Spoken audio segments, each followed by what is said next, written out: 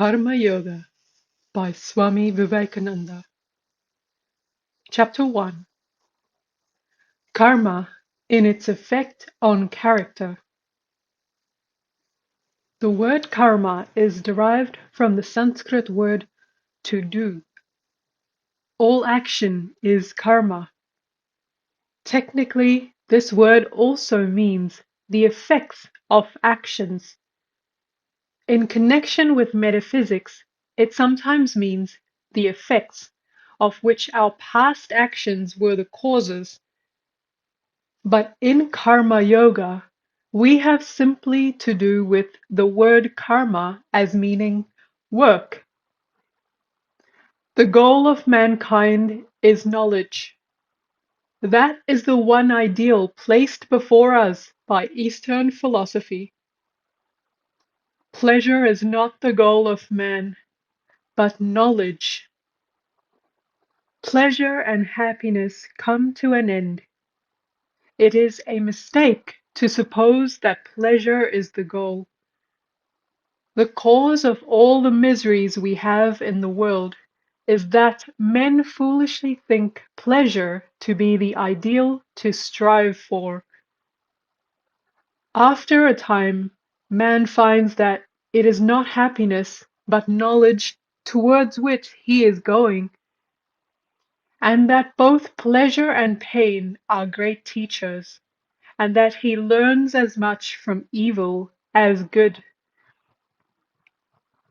As pleasure and pain pass before his soul, they have upon it different pictures, and the result of these combined impressions is what is called man's character. If you take the character of any man, it really is but the aggregate of tendencies, the sum total of the bend of his mind. You will find that misery and happiness are equal factors in the formation of that character. Good and evil have an equal share in molding character, and in some instances, misery is a greater teacher than happiness. In studying the great characters the world has produced, I dare say, in the vast majority of cases, it would be found that it was misery that taught more than happiness. It was poverty that taught more than wealth.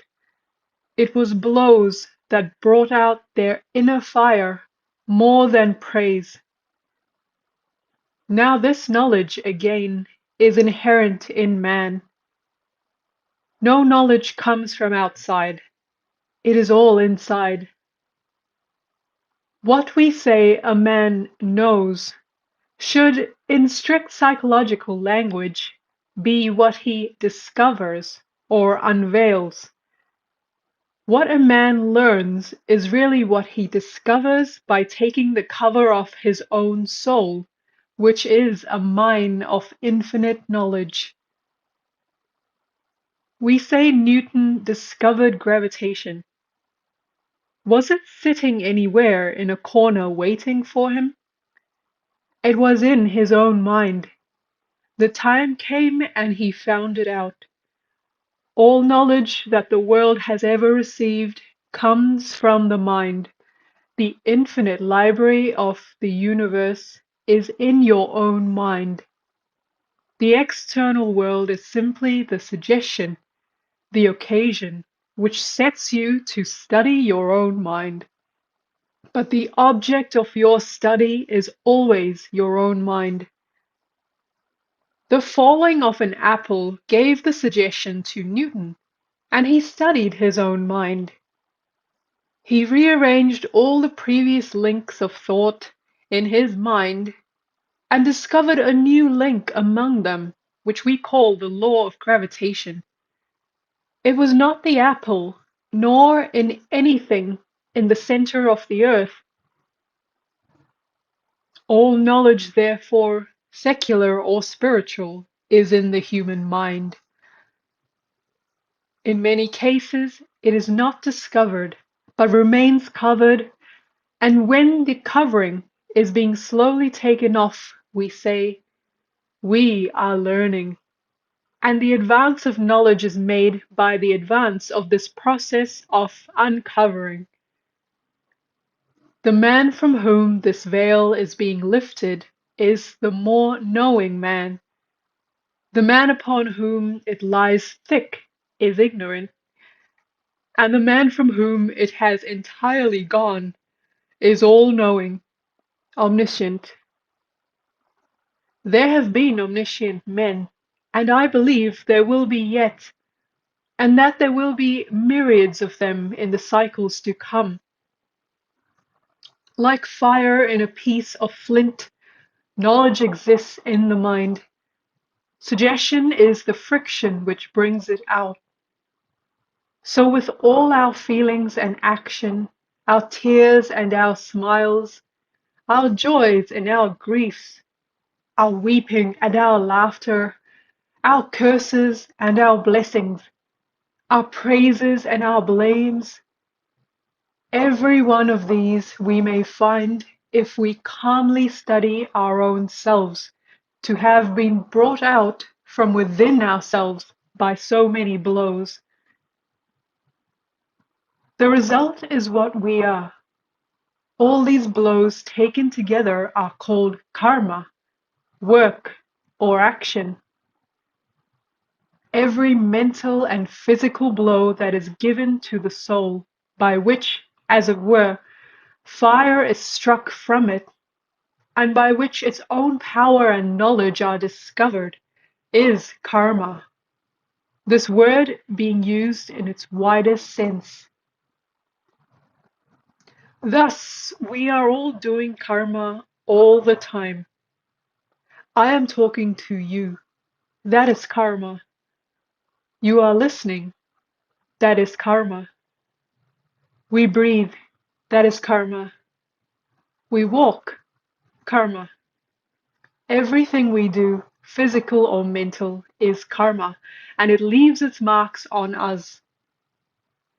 There are certain works which are, as it were, the aggregate or the sum total of a large number of smaller works. If we stand near the seashore and hear the waves dashing against the shingle, we think it is such a great noise. And yet we know that one wave is really composed of millions and millions of minute waves. Each one of these is making a noise, and yet we do not catch it. It is only when they become the big aggregate that we hear. Similarly, every pulsation of the heart is work. Certain kinds of work we feel when they become tangible to us. They are at the same time the aggregate of a number of small works. If you really want to judge the character of a man, look not at his great performances. Every fool may become a hero at one time or another. Watch a man do his most common actions. Those are indeed the things which will tell you the real character of a man. Great occasions rouse even the lowest of human beings to some kind of greatness, but he alone is the really great man, whose character is great always, the same wherever he be. Karma, in its effect on character, is the most tremendous power that man has to deal with. Man is, as it were, a center, and is attracting all the powers of the universe toward himself, and in this center is fusing them all and again sending them off in a big current. Such a center is the real man, the Almighty, the Omniscient, and he draws the whole universe toward him. Good and bad, misery and happiness, all are running toward him and clinging around him, and out of them he fashions the mighty stream of tendency called character and throws it outward. As he has the power of drawing in anything, he has the power of throwing it out. All the actions that we see in the world, all the movements in human society, all the works that we have around us are simply the display of thought, the manifestation of the will of man. Machines or instruments, cities, ships, or men of war, all these are simply the manifestation of the will of man. And this will is caused by character, and character is manufactured by karma. As is karma, so is the manifestation of the will. The men of mighty will the world has produced have all been tremendous workers, gigantic souls, with wills powerful enough to overturn worlds. Wills they got by persistent work through ages and ages.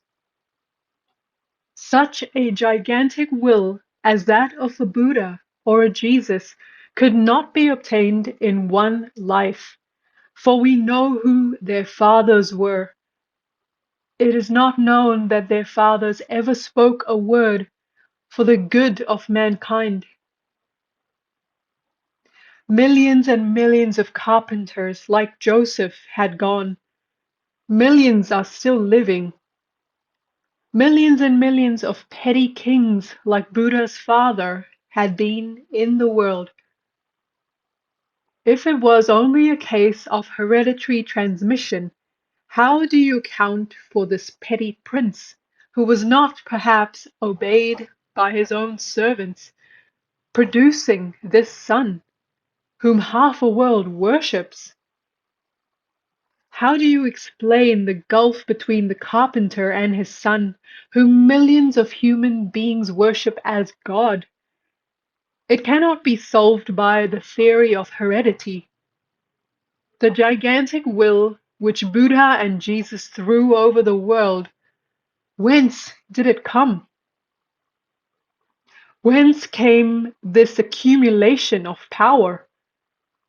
It must have been there through ages and ages, continually growing bigger and bigger until it burst on society in a Buddha or a Jesus, even rolling down to the present day. All this is determined by karma, work. No one can get anything unless he earns it. This is an eternal law. We may sometimes think it is not so, but in the long run we have become convinced of it. A man may struggle all his life for riches. He may cheat thousands, but he finds at last that he did not deserve to become rich, and his life becomes a trouble and a nuisance to him.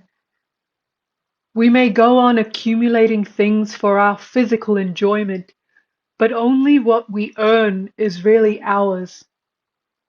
A fool may buy all the books in the world, and they will be in his library, but he will be able to read only those that he deserves to, and this deserving is produced by karma. Our karma determines what we deserve and what we can assimilate. We are responsible for what we are, and whatever we wish ourselves to be, we have the power to make ourselves. If what we are now has been the result of our own past actions, it certainly follows that whatever we wish to be in the future can be produced by our present actions. So we have to know how to act. You will say, what is the use of learning how to work? Everyone works in some way or another in this world. But there is such a thing as frittering away our energies. With regard to karma yoga, the Gita says that it is doing work with cleverness and as a science, By knowing how to work, one can obtain the greatest results. You must remember that all work is simply to bring out the power of the mind, which is already there, to wake up the soul. The power is inside every man. So is knowing. The different works are like blows to bring them out, to cause these giants to wake up. Man works with various motives. There cannot be work without motive. Some people want to get fame, and they work for fame. Others want money, and they work for money. Others want to have power, and they work for power. Others want to get to heaven, and they work for the same. Others want to leave a name when they die, as they do in China, where no man gets a title until he is dead. And that is a better way, after all, than with us. When a man does something very good there, they give a title of nobility to his father who is dead, or to his grandfather. Some people work for that. Some of the followers of a certain Mohammedan sects work all their lives to have a big tomb built for them when they die. I know sects among whom, as soon as a child is born, a tomb is prepared for it. That is, among them, the most important work a man has to do, and the bigger and finer the tomb, the better off the man is supposed to be. Others work as penance, do all sorts of wicked things, then erect a temple or give something to the priests to buy them off and obtain from them a passport to heaven. They think that this kind of beneficence will clear them, and they will go scot-free in spite of their sinfulness. Such are some of the various motives for work. Work for work's sake. There are some who are really the salt of the earth in every country, and who work for work's sake, who do not care for name or fame or even to go to heaven. They work just because good will come out of it. There are others who do good to the poor and help mankind from still higher motives, because they believe in doing good and love good. The motive for name and fame seldom brings immediate results, as a rule. They come to us when we are old and have almost done with life. If a man works without any selfish motive in view, does he not gain anything? Yes, he gains the highest. Unselfishness is more paying. Only people have not the patience to practice it. It is more paying from the point of view of health also. Love, truth, and unselfishness are not merely moral figures of speech, but they form our highest ideal, because in them lies such a manifestation of power. In the first place, a man who can work for 5 days, or even for 5 minutes, without any selfish motive whatever, without thinking of future, of heaven, of punishment, or anything of the kind, has in him the capacity to become a powerful moral giant. It is hard to do it, but in the heart of our hearts we know its value and the good it brings. It is the greatest manifestation of power, this tremendous restraint. Self-restraint is a manifestation of a greater power than all outgoing action. A carriage with 4 horses may rush down a hill unrestrained, or the coachman may curb the horses. Which is the greater manifestation of power? to let them go or to hold them. A cannonball flying through the air goes a long distance and falls.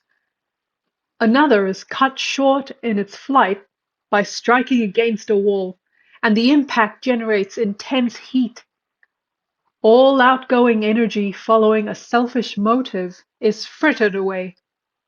It will not cause power to return to you, but if restrained, it will result in development of power.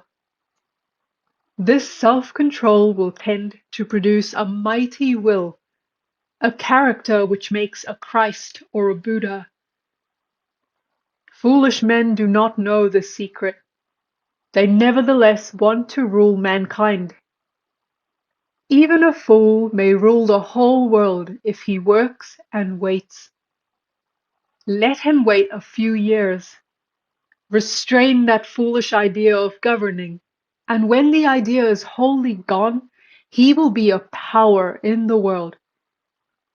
The majority of us cannot see beyond just a few years, just as some animals cannot see beyond a few steps.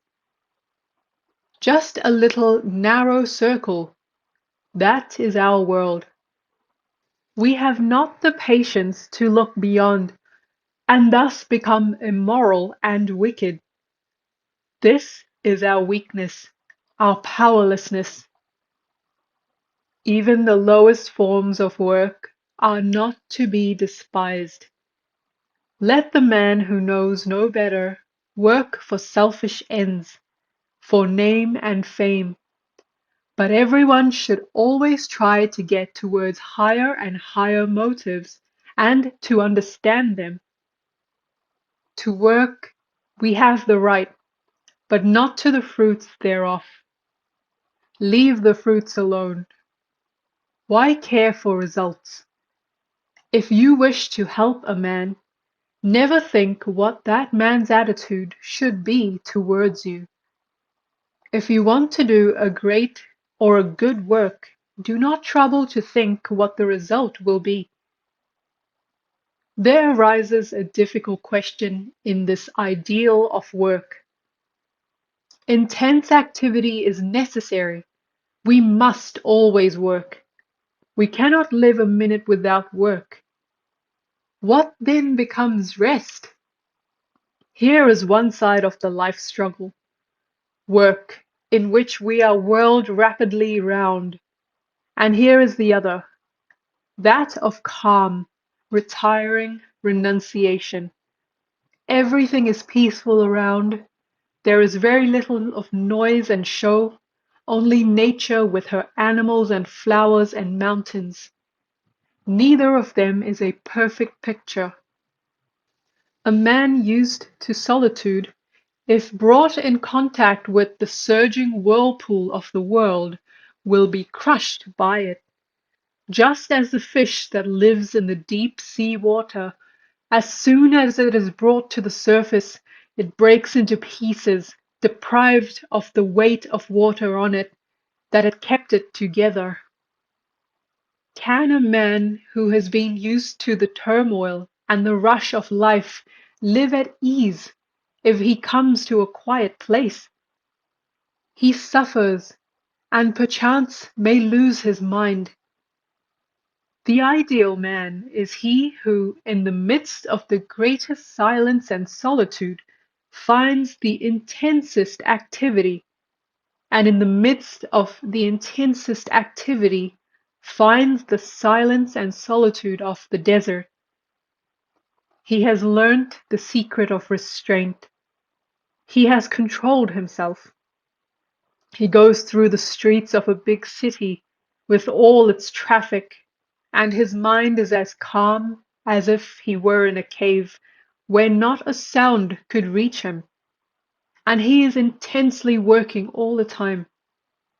That is the ideal of karma yoga. And if you have attained to that, you have really learnt the secret of work.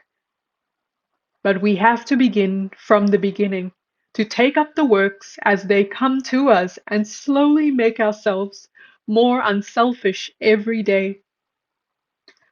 We must do the work and find out the motive power that prompts us, and almost without exception in the first years, we shall find that our motives are always selfish.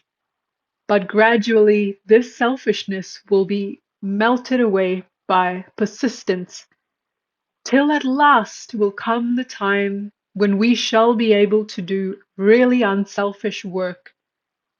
We may all hope that some day or another, as we struggle through the paths of life, there will come a time when we shall become perfectly unselfish, and the moment we attain to that, all our powers will be concentrated, and the knowledge which is ours will be manifest.